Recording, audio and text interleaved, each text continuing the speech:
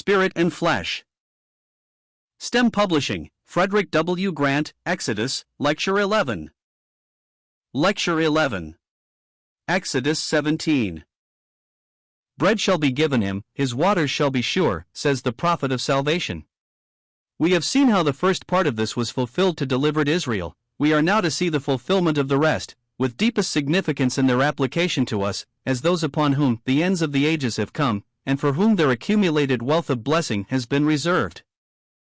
In the gift of water, as of bread, we find the stamp of grace. It was in answer to the people's murmuring that it was sent.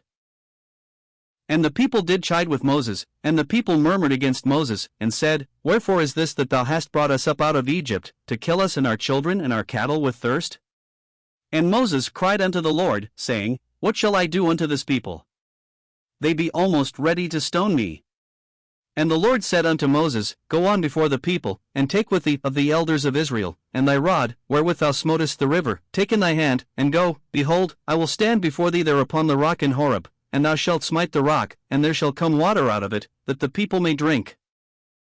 Grace is a mightier triumph over sin than is judgment. When we look through the figure to the reality, how mighty is the triumph here? For the interpretation we have the 7th chapter of John, as the 6th has already interpreted the manna for us. In this 7th chapter the Feast of Tabernacles had come, the remembrance of that wilderness journey past, of which the manna speaks as of a present thing. Divine power has brought them to the land, but, alas, Israel has not recognized the hand that has led them there.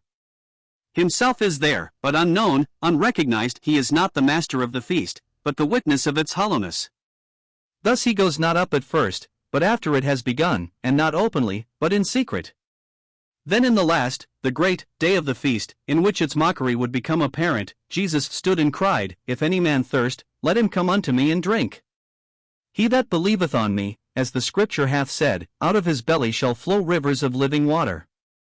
And the inspired historian adds, This spake he of the Spirit, which they that believe on him should receive, for the Holy Ghost was not yet given, because Jesus was not yet glorified. Thus if the manna shows forth the Lord upon earth, in humiliation and rejection, the living water depends upon his exaltation and glory. If men are to be recipients of the Holy Ghost, his blessed life on earth alone suffices not for this, the work must be accomplished for them which alone enables them to receive, or God to give, this unspeakable gift. The glorification of Jesus in fact begins in the very depth of his humiliation. It is on the night of his betrayal, the traitor having been dismissed to do the terrible work to which he had sold himself, and the cross being now and near in full view, that the Lord says to his few faithful ones, Now is the Son of Man glorified, and God is glorified in him. If God be glorified in him, God shall also glorify him in himself, and shall straightway glorify him. John 13 verses 31 to 32. Thus, in the cross, the Son of Man was glorified, and all the bright display of divine perfection shone out there. What manifestation of power could so exhibit God in his innermost nature, as where for man he stooped to human weakness and more than human suffering? What judgment upon sin could so tell out his holiness as where in atoning sorrows righteousness and peace kissed each other? Nowhere was sin seen so evil, nowhere God so supreme in goodness. Hence if God were glorified in the Son of Man after this fashion, God must, as the result of this, glorify him in himself. Christ's present place is the witness of what that work is to God. He is exalted to heaven that all may see and rejoice in it. And, upon earth, the descent of the Holy Spirit as the divine seal put upon the men who are the fruit of his work, is as complete a testimony to the efficacy of his work. In view of all this, this scene in Exodus becomes most significant. Here Horeb, the dry place, yields water. The Lord himself is there. He stands upon the rock which is to display at once his power, his sufficiency, and his grace. The rod which had smitten the river smites it, the rod of power, in behalf of his people, and the streams gush out in abundant supply for all Israel's thirsty multitude. The smiting of our living rock has created for us a spring of refreshment and satisfaction as inexhaustible as the eternal source from which it comes, and its source is in God himself, the God whose name is love. The type of water is pregnant with instruction, as that which supplies man's strongest craving and deepest necessity. Thirst unsatisfied kills sooner than hunger, nor can hunger itself be really satisfied where thirst is not, at least in a measure, met. A glance at the need to which water ministers will enable us to understand this. Without water, most fruitful soil is unable to yield nourishment to the rootlets of the plant, which will die of drought in the midst of abundance. Water dissolves the nutriment, and supplies it in a shape suited to be taken up and assimilated into sap and juice. In the plant, and in the animal body, every constituent part is saturated with water, which alone enables it to fulfill its function and take its place in living relation to the whole. How perfect and beautiful an expression thus of that constant ministry of the Spirit, with which for due and healthy life we must be filled, and by which alone we are enabled to absorb and digest all spiritual food. From the beginning of all true life on earth it was so. Everyone who has preceded us upon the path of faith has been sustained of the Spirit as born of the Spirit at first. This is not peculiar to Christian times. Yet the streams from the smitten rock have in them that which is peculiar, and we should learn surely to appreciate and thankfully acknowledge the distinctive grace that has been shown toward us. All streams carry with them the witness of their source to the soil through which they flow. The Spirit of God is come down to us, is the fruit of accomplished redemption and of our acceptance, and the Spirit of adoption is within us, whereby we cry, Abba, Father. A new relationship to God, in and through His beloved, such as could not have been known before, is now made consciously our own. At that day, says He, in anticipation of it, ye shall know that I am in the Father, and ye in me, and I in you. Thus the Spirit ministers Christ, and in Him the Father. Communion with the Father and the Son becomes our portion, and herein fullness of joy is ours. It may rebuke the littleness of our apprehension of it to be told that, in result of the Spirit's presence in us, rivers of living water would flow out from us, for the vessel is not the measure of the stream at all. The last half of our chapter is the history of another thing. A new foe appears, one but too well known, and conflict with whom is but too constant in experience of the redeemed of the Lord. The new foe is Amalek. We have his genealogy in the book of Genesis. He was a grandson of Esau or Edom, whose latter name, earned by his actions, is almost identical with Adam. Esau, the profane person, who for one morsel of meat sold his birthright, and when he would have inherited the blessing was rejected, is thus a representative of the old man. If we compare this chapter in Exodus with the 20th of Numbers, we shall find a strikingly similar scene in the first part of each, though separated in time by nearly 40 years. The murmuring of the people in their thirst, the name Meribah, strife, given in each case to the place, the water brought from the rock to supply their thirst, and while in Exodus conflict with Amalek follows, in Numbers, correspondingly, follows a scene with Edom. There are great differences too, but the coincidences are not meaningless. There is nothing haphazard in the Word of God, and I point them out as confirmation of the view I take, that Amalek typifies the flesh's will, or lust. The Apostle Peter refers to this, it seems to me, when he says, Dearly beloved, I beseech you, as strangers and pilgrims, abstain from fleshly lusts, which war against the soul. The flesh lusteth against the Spirit, and the Spirit against the flesh, and these are contrary one to the other, so that ye may not do the things that ye would. Galatians 5 verse 17. May not is the literal rendering of this passage, not cannot, as the common version reads. The constant opposition between flesh and spirit is to hinder the man who has the Spirit from doing what he would.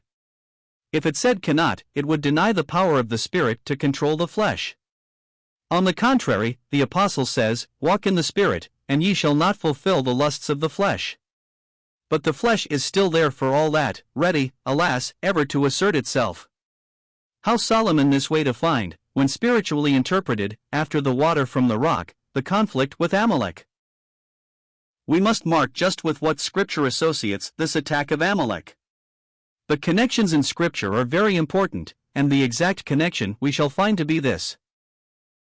And he called the name of the place Massa and Meribah, because of the chiding of the children of Israel, and because they tempted the Lord, saying, Is the Lord among us or not? Then came Amalek and fought with Israel in Rephidim. That is, the moral link as thus given, is not between the gift of the water and Amalek's onset, but between the unbelief of the people and this attack. Let us particularly note that Amalek assaults Israel, not Israel Amalek. God had not called to this war. He had not said, Seek out Amalek and destroy him, but Amalek seeks out Israel, and Israel's unbelief exposes them to the attack.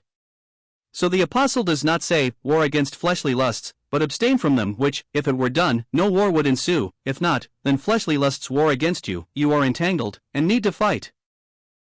This sort of conflict is not a necessity of God's imposing, but the result of faith not having been in exercise as it should be.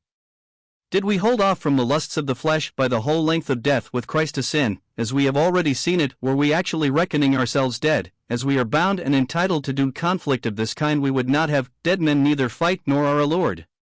The apostle similarly presses the force of it by saying, he that is dead is freed, or rather justified, from sin. That is, you cannot charge lusts upon a dead man. This, of course, is faith's reckoning, but it is a true one. Let us hold fast to this, that we have died with Christ, and give no place to the flesh and its lusts. This is faith's prerogative, our privilege, our duty. This conflict, then, comes from faith's failure, with us as with Israel in the picture here. Being entangled, we must fight in order to be free, and this chapter in Exodus may teach us the method of it. A new leader appears now against this new foe. And Moses said unto Joshua, choose us out men, and go out, fight with Amalek. So Joshua did as Moses had said to him, and fought with Amalek. Joshua is Jesus. The names, as we know, are the same, and Christ in us is our leader now. Christ acting by the Spirit is distinctively what Joshua represents to us, the captain of our salvation, who leads us into the practical apprehension of our portion in the heavenly places into which he is gone. It is most important to realize that, for fighting the battles of the wilderness, we want such a leader. A positive link with the heavenlies must be sustained in order to have successful conflict upon earth. Thus the appearance of Joshua fitly connects with the water from the rock, type, as we have seen, of the ministry of the Spirit. This tells us too that, while in a certain sense, wilderness experience may precede Canaan experience, yet the two must in fact go together for successful traversing the wilderness itself. We want the positive enjoyment of what is ours in the heavens in order to be really pilgrims and strangers upon earth. And this we shall find all through these types henceforth. Joshua, then, is our leader, but even Joshua's success is dependent, as we see directly, upon Moses being on the hilltop before God, and the holding up of the rod of power, God's rod, as it is significantly called here, before him. If Moses' hands are kept up, Israel prevails, but if Moses' hands are let down, then Amalek prevails. They put, therefore, a stone under Moses, and Aaron and Hur on either side hold up his hands, and his hands are upheld till the going down of the sun.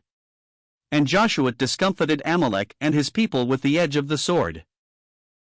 Moses is here also a type of Christ, as he is almost everywhere. And his position on the mount, holding up the rod of power, speaks plainly enough of Christ gone into God, presenting before him the value of that work in which divine power has acted in behalf of his people. All spiritual actings in us depend upon the position Christ has taken for us. And these supporters of Moses' hands figure, as it seems, that in him, not external to him, which keeps him in the place he has taken for us. On the one hand, Aaron represents the priestly character of one touched with the feeling of our infirmities, gracious and compassionate. On the other, Hur, white, speaks to us as the Manna did, of one who fully reflects the light which God is. Here, then, is mercy towards man, with righteousness Godward, and advocate with the Father, and also Jesus Christ the righteous.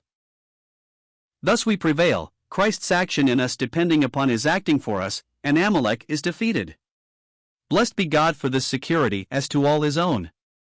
It is our only hope and confidence. But, while all this is surely true, I feel that some will ask, is there nothing on our part in defeating the enemy? The question is reasonable and right. Let us seek to answer it. In the first place, it is as important as it is plain, that our dependence is upon Christ all through. Joshua, Moses, Aaron, Hur, surround us with testimonies of our dependence and his care. And he who knows himself best, will know how needful is this reminding. We are prone to go in our own strength instead of his, and even when failure testifies of our weakness, we are still prone to lean upon it as if we had strength. Here, Joshua is the leader, that is, Christ has entered into the heavenly places. It is occupation with him there that gives power over our enemies here, and frees us from the power of earthly things. Of this the whole series of wilderness types constantly bears witness. We cannot insist too strongly upon its importance. Let us remember, too, that it was with the edge of the sword Joshua discomfited his enemies, and the sword of the Spirit is the Word of God. It is this which pierces even to the dividing asunder of soul and spirit, of joints and marrow, and is a discerner of the thoughts and intents of the heart. It is this which enables for self-judgment, which is really the judgment of the foes of our peace and blessing. Our Amalek is within. Our battleground is that of our own hearts. The citadel secured, all foes have lost their vantage ground and means of access to us. God Himself can be manifestly for us, and if God be for us, who can be against us? How good to have in this word what completely exposes us to ourselves, and the world also amid which we move, and with which our natural links are. How blessed, above all, is its testimony to my soul that Christ is for me, loves, is mine own, who not only searches me out, but enables me to welcome the searching. The light of the glory of God in the face of Jesus Christ shines down into my heart, and my heart unfolds to receive it as a flower to bathe itself in the warmth and brightness of the summer sun. Search me, O God, and know my heart, try me, and know my thoughts, and see if there be any wicked way in me, and lead me in the way everlasting. Real dependence upon God on the one hand, thorough subjection to His word on the other, these principles with one who knows redemption and acceptance in the Beloved, are what will carry him safe and victorious through all oppositions and hindrances. They will enable him to break through every entanglement and allurement of the fleshly lusts which war against the soul. Only let us again remember, and be thankful for it, that what we are called to is not continual conflict, nor, properly indeed, conflict at all, but the happier path of those who have died unto sin once, and in that they live unto God, who reckon themselves dead indeed unto sin, and alive unto God in Jesus Christ our Lord. Amalek is beaten off, but Amalek is not destroyed. Israel have gained nothing by the conflict, and by the victory only a free and unobstructed road. If we know what this means, let us bless God for it, and in peace pursue our way. The battle with Amalek was but an episode in their history, not a day-by-day struggle, as so many of us find it, and make it to be. In the Epistle to the Philippians, the epistle of Christian experience, properly so called, the flesh is only mentioned to say, we have no confidence in it, and these are the true circumcision, who worship God in the Spirit, and rejoice in Christ Jesus, and have no confidence in the flesh. May we be more fully such. We reach in the next chapter the end of the first section of the book of Exodus, and of this final chapter one can say little in connection with the story of our redemption. I shall close, therefore, here. We have followed out, so far as I have been able to read it, the deliverance of the people of God from the hand of the enemy, a type of our own from one more dread and mighty. We have traced out briefly the provision made for them in the wilderness into which they are now come. May our hearts prize these wonderful lessons more, and may God make them to us all that He designed in writing them, and laying them up for instruction.